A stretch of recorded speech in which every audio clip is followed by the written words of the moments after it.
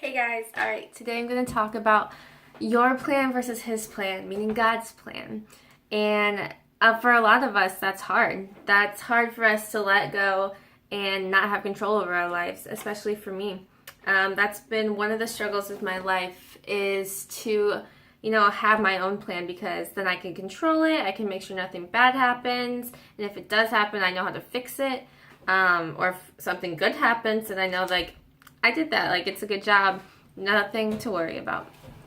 But God always has a different plan because He writes the story of your life, and your plan is already intact and it's already going, and you can't put a halt or a wall on there because you think that's not the right way, because it's God's plan and it's His way. And that's something I have to learn, and I'm still learning. But lately, been getting really better at letting God control life. And let me tell you, when you let God control your life, it's exciting because you don't have to worry about what's going to happen because you know God's got it in His hands. There's a song that we sing in gospel choir last year. It's called God's Got Me. And it's literally, it says, no matter what you face, no matter what may come, I am confident in this. God's got me. And those words have always stuck with me because I'm a worrier. I overthink. I try to plan my own life, which causes more worry, to think that something's going to happen or doesn't happen. And lately, I've learned that when I let go of those things, I'm more at peace than when I am overthinking. I've been reading Live Fearless by Sadie Robinson, and if you haven't got this book, get it because it's amazing. She's so good at what she does. She speaks the truth. And one of the things that she had just said in chapter 4 is quit camping out in your mind. Quit staying in your mind to where you think negative all the time, because if you stay there, you're just going to think another negative thing after the other. And that's so true because, fear is just a state of mind. Worry is just a state of mind. It's all you. God doesn't give you that. You make that up in your mind, and you have to open your heart to let God in to take those out. And how you can do that is prayer. I love prayer, guys. Power of prayer is something I truly believe in. When you ask God for something, He will listen, and in time, He will answer your prayer the way He wants to answer it. It's not always going to be how you want it to be answered, but He will answer it. As far as your plan and His plan goes, there's a verse, it's Jeremiah 29:11, which says, it's on my journal, "For I know the plans I have for you, declares the Lord. Plans to prosper you, to not harm you. Plans to give you hope and a future." And I really love that verse because, like I said, God isn't here to hurt you. And when you get disappointed, hurt, and sad, it's probably because you took control on that part of your life and it didn't go the way you wanted it to. Because I know I have experienced that many, many times.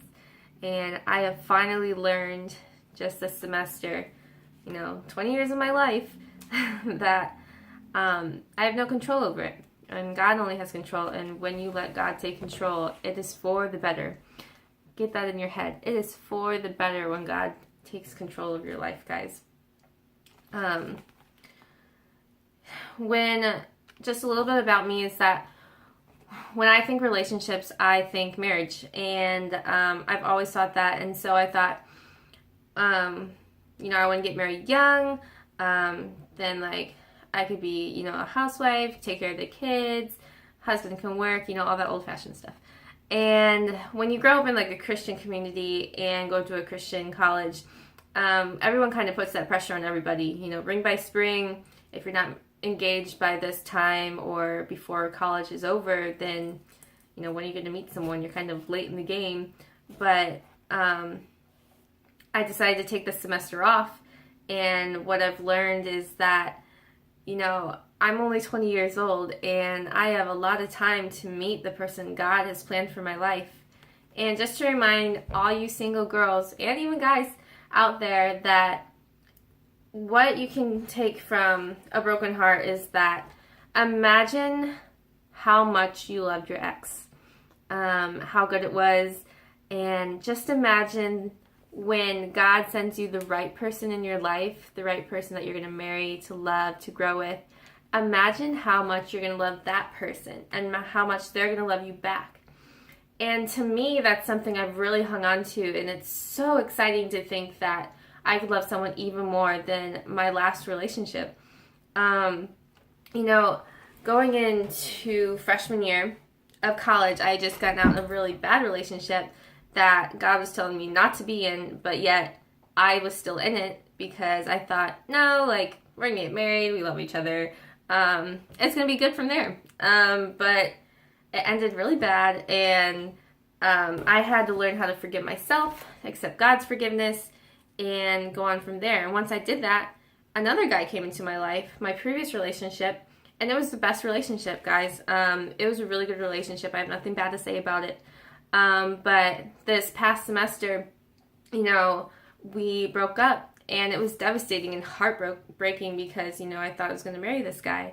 But again, God changed it for the better, and now it made me listen to Him to take a semester off of school, to focus on my emotional state of mind, to regain my self-confidence, to regain happiness, because even before our breakup, I was going through depression, and I've never gone through it before, and it was just this feeling of sadness all the time, of anger, of just wanting to sleep, wanting to not do anything, just kind of not talking to anybody.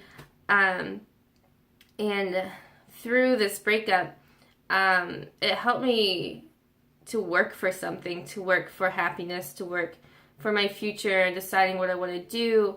And it's been kind of a tough journey, but it's been an exciting journey because I've learned to let God take control. And it's been a blessing. And it's weird to say that because I never thought I would say that, but it really has. And what I want to read for you is Isaiah 43, verse 1. And I'll tell you when I'm stopping. I'm not really sure. But it says, "But now, O Jacob, listen to the Lord who created you. O Israel, the one who formed you, says, do not be afraid, for I have ransomed you. I have called you by name. You are mine. When you go through deep waters, I will be with you. When you go through rivers of difficulty, you will not drown. When you walk through the fire of oppression, you will not be burned up. The flames will not consume you. For I am the Lord, your God, the Holy One of Israel, your Savior. I gave Egypt as a ransom for your freedom."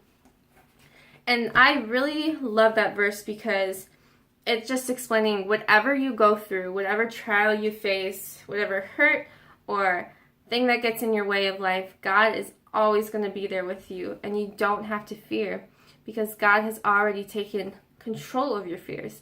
That's something I've also learned in the Live Fearless devotion by Sadie Robinson. She explains that God has already taken control of our fears, so we do not have to fear. Just think about that for a second.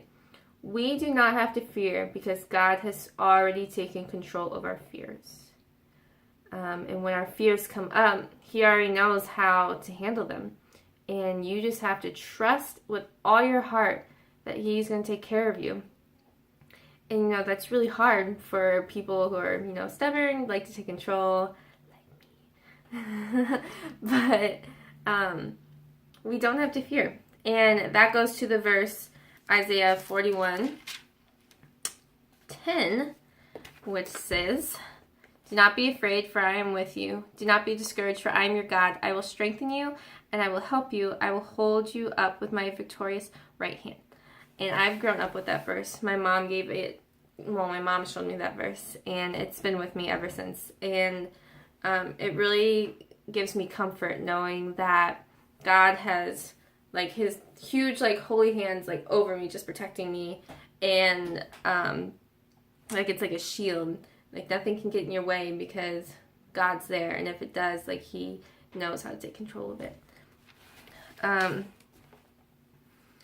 One more verse I want to share with you.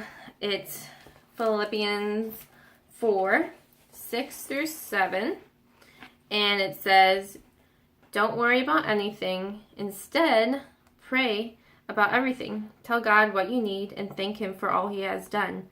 Then you will experience God's peace, which exceeds anything we can understand." It just makes me smile when it says, "Then you will experience God's peace." When you pray, you will experience God's peace. Last thing is that I love the power of prayer, guys. I think prayer answers many, many things. But you just have to know that sometimes it's not going to answer, God's not going to answer the way you want it to. And He might answer it in time, or He might very well answer it the way you want it to. But when you pray specifically.